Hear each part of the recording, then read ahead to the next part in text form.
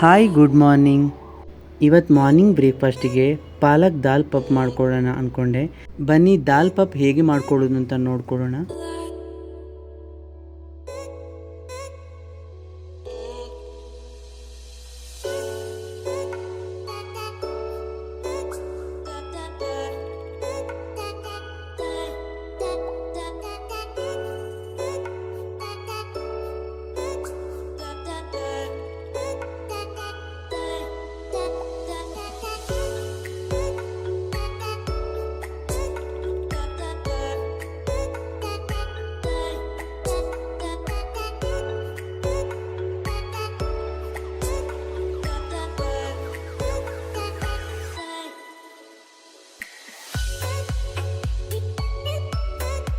ಬೇಯಿಸಿಟ್ಟಿರುವಂಥ ಬೇಳೆ ಮತ್ತು ಪಾಲಕ್ನ ನೀರು ಸಪ್ರೇಟಾಗಿ ಮಾಡ್ಕೋಬೇಕು. ಬೇಳೆ ಮತ್ತು ಪಾಲಕ್ನ ಸ್ವಲ್ಪ ಸ್ಮ್ಯಾಶ್ ಮಾಡಿಕೊಂಡು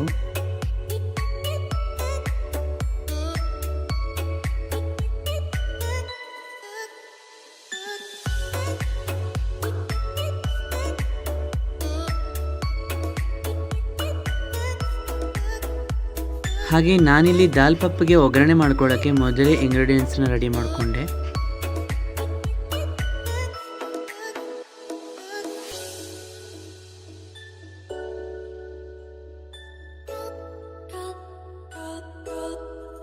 ಮಾಡಿಟ್ಟಿರೋಂಥ ಬೇಳೆ ಮತ್ತು ಪಾಲಕ್ ಮಸಾಲೆನ ಒಗ್ಗರಣೆಗೆ ಸೇರಿಸ್ಕೊಂಡು ಚೆನ್ನಾಗಿ ಕಲಿಸ್ಕೊಂಡು ಒಂದು ಕುದಿ ಬರೋ ತನಕ ಕುದಿಸ್ಕೊಂಡು ಕಟ್ ಮಾಡಿರೋಂಥ ಕೊತ್ತಂಬರಿ ಸೊಪ್ಪನ್ನು ಸೇರಿಸ್ಕೊಂಡು ಬಿಸಿ ಬಿಸಿ ಅನ್ನ ಜೊತೆ ತುಪ್ಪ ಹಾಕ್ಕೊಂಡು ತಿನ್ಕೊಂಡ್ರೆ ತುಂಬಾ ಚೆನ್ನಾಗಿರುತ್ತೆ.